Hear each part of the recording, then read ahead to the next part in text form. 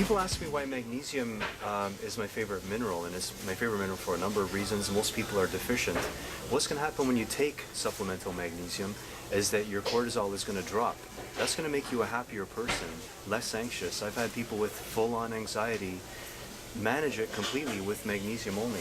I take magnesium every night because being a guy in my 40s, my sleep can use some help. And we have sleep research with magnesium helps with sleep quality. So this is one that I have in my shelf, and this is another one that I have in my shelf. And DRI for a guy is about 400 milligrams. I recommend men and women to do at least 500 milligrams a day. There's other sources and there's other forms which are good. Those are just two of my favorites. But I believe everybody is going to benefit from taking magnesium with their sleep, with their energy, and definitely for heart health as well. Another supplement that I take every day is vitamin C. Vitamin C is amazing. It's an antitoxin, anti-aging, really supports your immune system. What more can you ask from one vitamin? Now, vitamin C is so important that most animals make their own. They synthesize their own in their body, and they synthesize thousands of milligrams, not hundreds of milligrams. So myself, I take about 5,000 milligrams a day. The reason why I have this one in my hand here is because this is the only one in the store, as far as I know, that is not made in China. Not that I have anything against China personally, but the vitamin C that they're making is likely to be made with GMO corn. And this stuff here is actually made in Scotland from European grown food, right? Probably grains. All you need to make vitamin C is a source of glucose, so it could be hydrolyzed grains or whatever. So as a bare minimum, I recommend people take 2,000 milligrams a day. Now, magnesium lowers cortisol as a supplement. We know with human research that vitamin C, if you go past 1,000 milligrams, that lowers cortisol. So like I say, personally I do 5,000. I think 1,000 to 2,000 milligrams a day is good for connective tissue strength. If you're working out, that's important. And also for immune function and anti-toxicity. So, fats in the diet is a very important topic, and there's a lot of misinformation. Where does this misinformation come from? Is it the dietitians of Canada are wrong or dumb? It's not. They're very smart, but the thing is that we have economic reasons for the information that we're given. One thing that we're told all the time is that canola oil is good for you, and vegetable oils are good for you, and you should have polyunsaturated fats. In fact, those things are making us fat, and they're making us sick. Okay, so vegetable oils are best used for, your diesel engine in your car. Don't put them in your body. If you want to cook, the best oils that you could cook with would be coconut or butter. Saturated fats are important for human nutrition. They're not the problem. The problem with most people is that they have too much insulin. So that's going to give them fat bodies and heart disease. So in order to have less insulin, what we need to do is eat more fat. So what kind of fats are good to eat would be, as I was mentioning before, like coconut oil. Coconut oil is wonderful. Any brand you want to get is fine. Even if it was refined, it wouldn't be a problem because coconut oil is stable. So you can fry it, you can cook with it, it's totally fine. Butter is also a great oil to cook with. This is a brand that I like a lot, is Orphe coconut oil. It tastes quite coconutty. So some people say to me, well, okay, I get it that coconut oil is good for you, but I don't want my food to taste like coconut.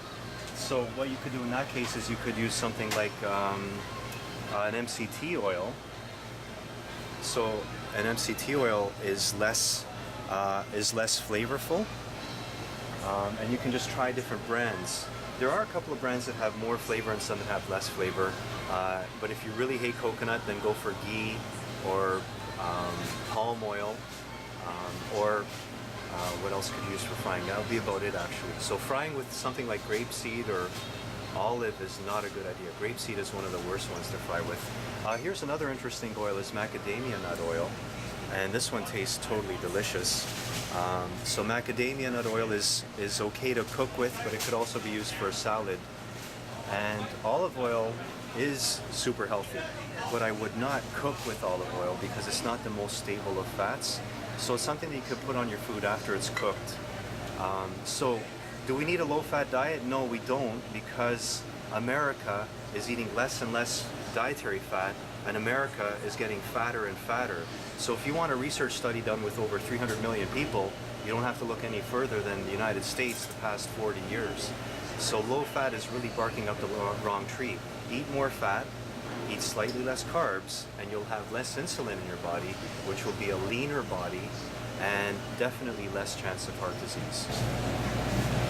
I want to talk about two healthy proteins that I like a lot. One is organic beef. So I got two brands of organic beef here. This one is actually grass-fed, so grass-fed beef is nutritionally superior. But any beef that's organic is going to be okay by my book. So why people are against red meat? Well, red meat is a source of cholesterol, and it is a source of saturated fat. Both are things which we don't have to fear. What we have to fear in our diet is excessive carbs, and especially sugars. So red meat gets a bad rap, but it's actually one of the more nutritious sources of protein that we have. And it's a great source of iron and zinc, which are two minerals that are quite low, especially in vegetarians.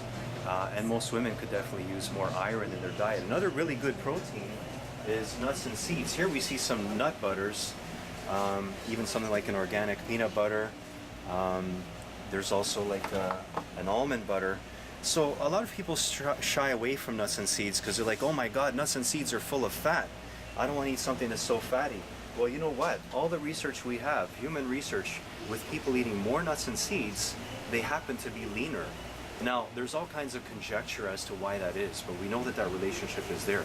The Boston Nurses Health Study and many other studies besides have found that when people eat more nuts and seeds, they're leaner.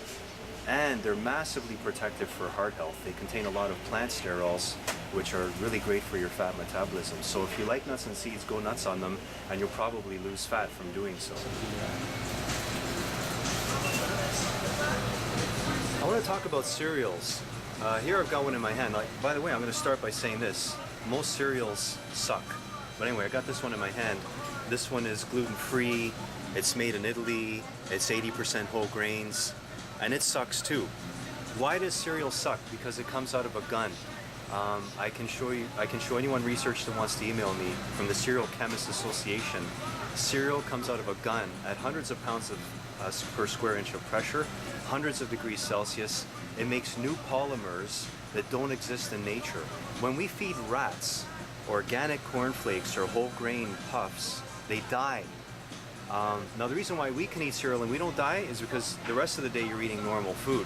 But I would never recommend any kind of cereal, whether it's whole grain, organic, or whatever it is, Fruit Loops, like any kind of cereal, they all suck. The only cereal that I could recommend as a nutritionist who knows a little thing about food is a cereal that you have to cook. If you have to cook it, then it's a healthy cereal. Otherwise, stay away, regardless of any label claims.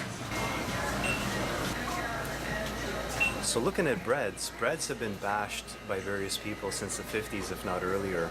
I do think that a whole grain bread has a rightful place in a healthy diet, depending on the person. If there's any kind of gut issues, IBS, IBD, or just your gut isn't working that well, then I would take grains and especially gluten out of the diet. And gluten has a lot of hype around it as well lately. I think that some people can tolerate gluten and some people can't. So try a few days with no gluten whatsoever and see how you're doing. But I must warn you, there's some gluten-free breads, which Udi's is one, and this is another one. Actually, most gluten-free breads are using some kind of gums to hold them together, like a xanthan gum, and there's other gums that are used. So these are natural gums, but they can be much more harmful to the gut and more irritating to the gut than even gluten. I had a client who's went from gluten to gluten-free and her gut got much worse. And then when she got off the gluten-free breads and things like that, then she became a lot better. So careful about that. There are some things like a brown rice loaf. This one doesn't have any strange gums in it. So just read that there's no carrageenan or guar gum or xanthan gum. Thank you. And definitely stay away from rice cakes as well, because rice cakes, if you remember me talking about cereal comes out of a gun. Rice cakes come out of a gun too, which creates new toxic polymers. So never have rice cakes. But, you know, like I say, a little bit of whole grain bread, and anything that isn't wheat is better than wheat. So kamut is less allergenic than wheat. Rye is less allergenic. Spelt is less allergenic. So when I do have bread, then I go with a wheat-free and go with the other ones, even if they have gluten, and I have it occasionally. I find that my stomach is fine with that. But if I have gluten all the time, then it's more of an issue. So there's some individual experimentation that has to happen with that. Another really great gluten-free food that's very easy is, cooked brown rice. If you're tired of rice, you can cook buckwheat in the same way as brown rice. You could cook millet in the same way as brown rice, or quinoa, which now the prices are going through the roof because everybody wants quinoa and there's only so much quinoa to go around. So buckwheat is much cheaper and it's very nice with a little bit of thyme. Or millet is super cheap and pretty healthy too, although it does contain a little bit of gluten.